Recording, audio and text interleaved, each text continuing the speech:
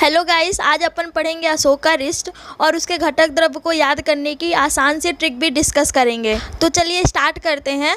तो सबसे पहले आप ये सुन लीजिए कि अशोकारिष्ट में 15 घटक द्रव्य होते हैं। अब इन घटक द्रव्य को कैसे आप याद करेंगे, तो उनको याद करने के लिए एक स्टोरी देखते हैं। तो स्टोरी सुनिए कि अशोक नाम का एक लड़का है जो नगर जाता है। अब नगर में वो एक दुकान से चंदन और नील धातु पुष्प लेता है। उसके बाद वो अपने दोस्त वासु के द्वार जाता है और वहाँ जाकर त्रिफला, आम और गुड़ खाता है। ट्रिक ऐसी है, अशोक ने नगर से चंदन व नील धातु पुष्प लेकर वासु जी के द्वार गया और वहाँ त्रिफला, आम और गुड़ खाया। तो यहाँ पर अशोक से अशोक त्वक लिया गया है, नगर से नागर मोथा, चंदन से रक्त चंदन, नील से नील कमल पुष्प और धातु से धातकी पुष्प, और वासु में वा से वासा लिया गया है और सु से सुंठी लिया गया है।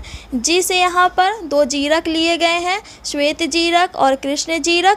द्वार से दारू हरिद्रा लिया गया है और त्रिफला से आमलकी, विभीतिकी, हरितिकी त्रिफला लिया गया है और आम से आम की गुठली लिया गया है। तो अब इसकी मात्रा की बात करते हैं कि किस किस द्रव्य को कितनी मात्रा में लेना है। तो आपको सिर्फ कुछ ही द्रव्यों की मात्रा याद रखनी है। जैसे अशोक त्वक की मात्रा लेनी है आपको 4.8 kg और इसी का डबल आपको गुड़ लेना है 9.6 kg और धातकी पुष्प 768 ग्राम लेना है और बाकी के शेष द्रव्यों को आपको 48 ग्राम लेना है। तो आपको सिर्फ 3 द्रव्यों की मात्रा याद रखनी है, अशोक त्वक की 4.8 kg, गुड़ की 9.6 kg और धातकी पुष्प की 768 ग्राम। बाकी द्रव्यों को 48 ग्राम ही लेना है। तो अब बात करते हैं निर्माण विधि की कि अशोकारिष्ट का कैसे निर्माण किया जाता है। तो सबसे पहले एक बड़ा सा पात्र लेंगे, उसमें अशोक की छाल का यवकुट कर जल के साथ मिलाकर